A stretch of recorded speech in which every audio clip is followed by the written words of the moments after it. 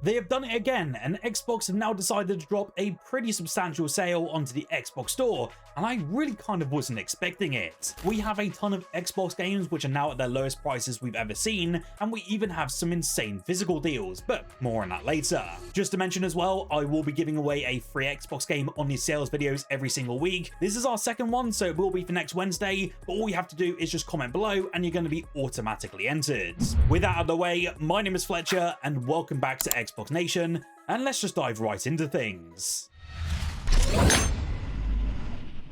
First up today, we have the Plucky Squire, and this is one of those games that immediately stands out because of just how creative its concept really is. To give you a brief idea, it is an adventure game that follows a storybook character who suddenly escapes the pages of his own tale, and it leads to a world where gameplay constantly shifts between that sort of flat 2D illustration style to fully realized 3D. The game centers around you solving different puzzles, and this means interacting with everyday objects from a completely different perspective time and time again. There is combat here, but it does play a smaller role in the overall experience, with the focus really being on those clever interactions instead. The narrative is surprisingly enjoyable as well, and probably the main aspect of why you want to jump into this one, and if you are an achievement hunter, you will be happy to know that the achievements here are really easy to get as well. With the game currently discounted by a massive 75%, it is such an easy buy within the Xbox Store sale for this week.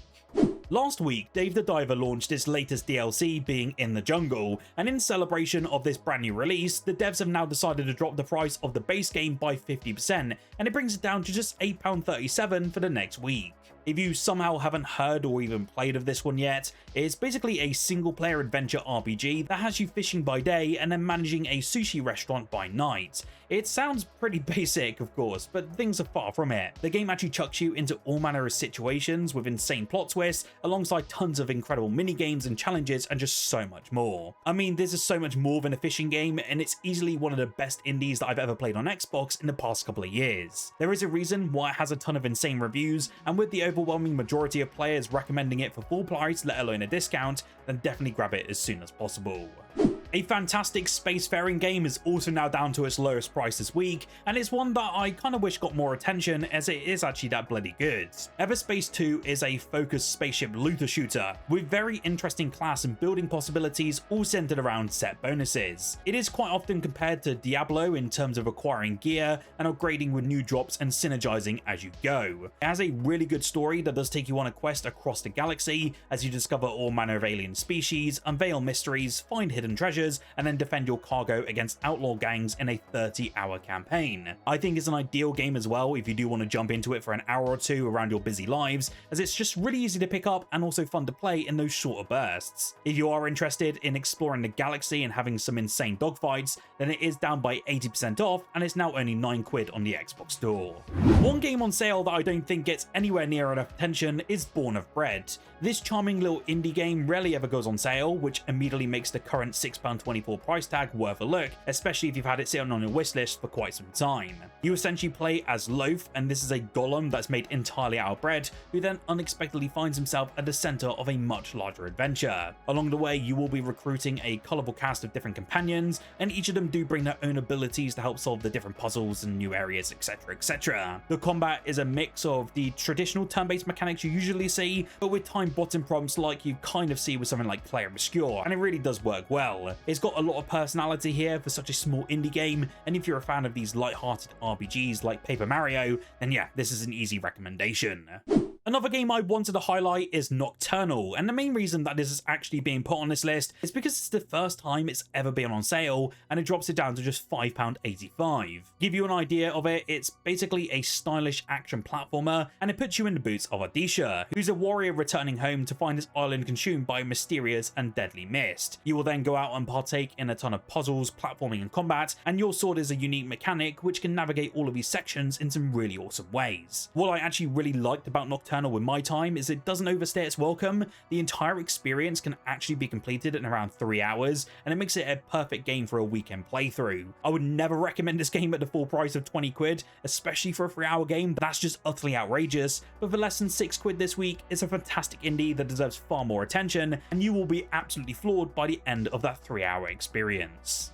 Phantom Abyss is a thrilling asynchronous multiplayer platformer where you basically run through procedurally generated temples, dodging spikes, traps, and collapsing floors, all whilst being chased by deadly guardians. The twist of this game is that you only get one shot per temple. If you fail, it's gone forever. It is that procedurally generated. You then have the ability of watching the ghostly replays of other real-life players, which adds in a unique strategy layer I wasn't expecting, and it lets you basically learn from them to compete for bragging rights. The movement that you can see is really smooth. It uses your whip to grapple across pits, you can disarm traps, and it adds a satisfying momentum to every single run. The pressure does ramp up as well the more you go deeper into this game. There's loads of treasures, it becomes riskier to claim, but even then is more tempting as well. It is only just £3.14 this week, and it's one of the most gripping indie games that you'll probably find on the Xbox store as of right now.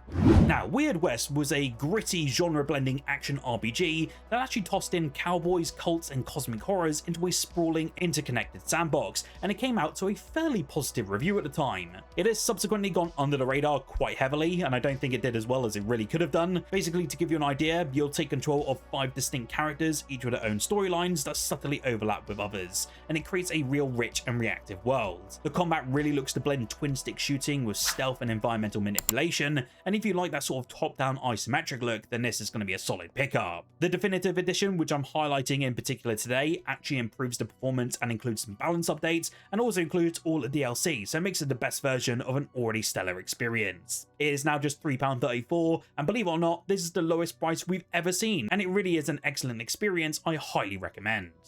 Robin Hood Sherwood Builders is a really refreshing twist on the survival genre. It did a great job of blending action, crafting, and city building, but in that world of English folklore. Of course, you will be stepping into the boots of Robin Hood, but instead of just stealing from the rich, you're also restoring Sherwood into a haven for the oppressed. That mix of rebellion and reconstruction is what really sets it apart from other Robin Hood games. I was kind of surprised by how much time I spent in this game. You'll be doing stuff like grabbing resources, training villagers, and then setting up different supply chains, and it's not just you just storming castles time and time again. The survival side does blend nicely with the story-driven missions, and there's a real satisfaction in watching your outlaw camp grow and grow. If you want something that mixes familiar survival mechanics with narrative and a dash of classic legend, this is a unique ride. It's down by 70% this week. I do kind of think it's very reminiscent of a game like Medieval Dynasty if you've played it on Game Pass, so yeah, definitely give this one a go if you can. Do be warned though, it can be a little bit buggy from time to time.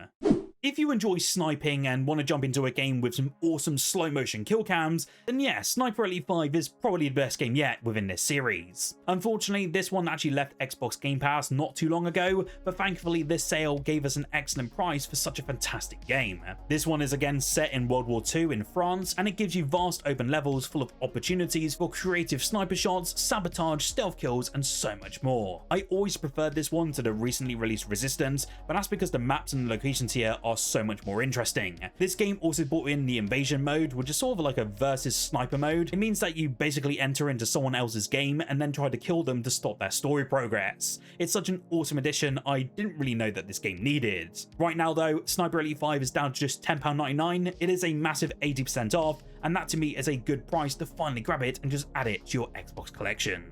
Star Overdrive was an indie that I received late last year, and after putting in just over 15 hours into it, it's probably one of my favourite indies out there, and it goes heavily overlooked on Xbox, and I was kind of surprised by how good it is. This is an extremely solid Breath of the Wild-like open world game with a lot of heart and style to it. I haven't played another open world game where just getting around is one of the most fun parts of the game entirely. The hoverboard mechanics are very smooth, polished, and satisfying. The soundtrack is just a certified banger, and the range of abilities and combat mechanics keeps things decently interesting throughout its just right playtime. I won't lie, things can get a little bit janky from time to time, and I did run into a few bugs, but neither really soured my overall experience. With this one, I had a great time. I do recommend this one, even though it's a slightly higher price compared to other games at $17.99, but you definitely won't be disappointed. One that I don't really see many people talking about anymore is Downward, and it actually provides a pretty unique experience if you're a fan of exploration and movement-focused games. Instead of throwing you into constant combat, the main appeal here is traversing a beautiful post-apocalyptic world using a parkour system that lets you sprint, climb, leap, and glide across some ancient ruins. As you progress, you'll unlock new powers and upgrades, and that opens up even more ways to navigate the environment. The setting is particularly interesting as well. Humanity has all but vanished from this world after a catastrophic catastrophic event, and it's your job to uncover what happened while searching for powerful artifacts hidden throughout the world. If you are after a game that's a little bit more relaxing as an adventure with strong exploration and some surprisingly satisfying movement mechanics, then Downward is definitely worth taking a look at.